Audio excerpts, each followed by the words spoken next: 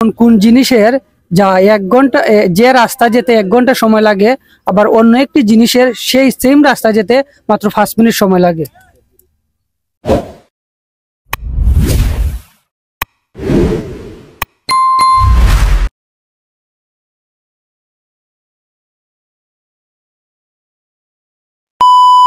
Hello বন্ধুরা, আসসালামু আলাইকুম। আমি জামিল হোসেন। দেখতে পাচ্ছেন আমরা ইতিমধ্যে আরেকজনকে পেয়ে গেছি। আমরা ভাইয়ের কাছে যাব এবং ভাইয়ের সাথে কিছু আড্ডা দেবো এবং তার জ্ঞান একটু পরীক্ষা করে নিব। চলুন তার কাছে যাই আমরা।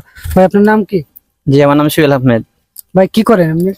এমনিতে কাজ মাস করি আর কি। এখানে কি খেলার জন্য? হ্যাঁ, ফুটবল খেলার জন্য আইছি আমরা। আমরা একটু ডিস্টার্ব করার জন্য দুঃখিত। আমরা ভাইয়ের কাছে এই কয়েকটি প্রশ্ন জিজ্ঞেস করব, আশা করি সেটার উত্তর দিতে পারবেন। যে আমার প্রথম প্রশ্নটি হলো যে কোন সময় 8 + 8 4 হয়?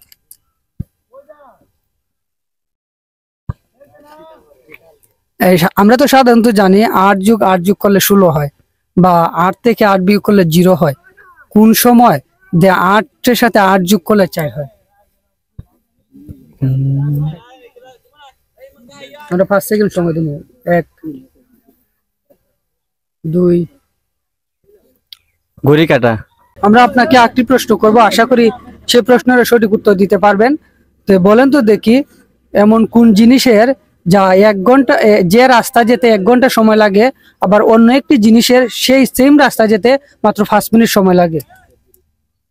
আমরা সাধারণত জানি যে যে কেউ যাক, বা ট্রেনে যাক বা গাড়িতে যাক, আমরা সাধারণত একটু কম বেশি হইতে পারে, কিন্তু 5 মিনিটে এমন কোন রাস্তা বা এমন কোন জিনিস আছে যেটা যেতে পারবে 1 ঘন্টার রাস্তা? হ্যাঁ, ঘড়ি কাটা। কিভাবে একটু আমাদের বুঝাইতে দিদি? যেমন ধরেন ঘড়িতে ঘন্টা আছে, যেমন আমরা অনেক সময় আমরা ঘন্টা আমরা চেঞ্জ করতে পারি, মানে 5 মিনিট চেঞ্জ করতে পারি। মানে ঘড়ি কাটা আমরা ওই লোটপাট করতে পারি, মানে ঘড়ি কাটাটা 5 ঘন্টা 4 ঘন্টা করতে পারি। ঘড়ি কাটা টাইম বলতে আমরা যদি চাই যে 1 ঘন্টার কাটা যেটা আছে, ঘন্টা কাটা 1 ঘন্টায় একটা কাটা আলে, আর আমরা যদি ওই মিনিটে কাটাটা এখান থেকে আলে, তাহলে 5 মিনিট লাগবে। হ্যাঁ, 1 মিনিট 5 মিনিট লাগবে আমার সময়। ওকে, আপনাকে অসংখ্য ধন্যবাদ। আমরা ভাইকে আরেকটি প্রশ্ন করব, আশা করি সে প্রশ্ন উত্তর দিতে পারবেন।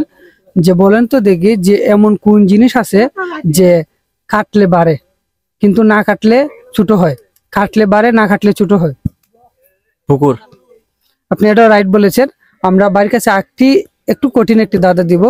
আমরা আশা করি সেই দাদাটি যদি পারেন তাহলে অসংখ্য ধন্যবাদ আপনাকে। আমরা সেই কঠিন দাদাটি হলো এমন যে আপনাকে একটি গাছে রাখা, মানে আপনাকে দুটি বাড়ির মধ্যে দেওয়া হলো, যে একটি ডান একটি বাম বাড়ি, ঠিক আছে?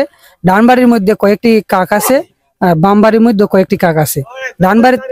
ডান বাড়ি থেকে যদি একটি কাক বাম বাড়িতে যায় তাহলে সমান, আর ডান বাড়ি থেকে যদি একটা যায় তাহলে হয় ডাবল। এখন বলতে হবে যে কোন বাড়িতে কয়টি কাক আছে।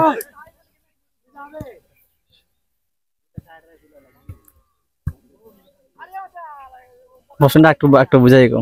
মানে ডাইন দিকে একটা বাড়ি, বাম দিকে একটি বাড়ি আছে। তো ডান দিকে বাড়ির মধ্যে কয়েকটি কাক, ডান দিকে বাড়ির মধ্যে কয়েকটি কাক। ডান দিক থেকে বাম দিকে গেলে একটা গেলে হয় সমান, আর বাম দিকে একটি গেলে হয় ডাবল। তাহলে কোন দিকে কয়টি কাক আছে?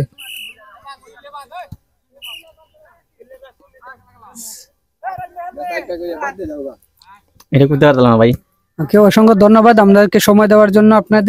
আপনাকে ভিডিওটি যদি ভালো লাগে থাকে দর্শকের অবশ্যই লাইক কমেন্ট শেয়ার করে দিবেন। ধন্যবাদ সবাইকে।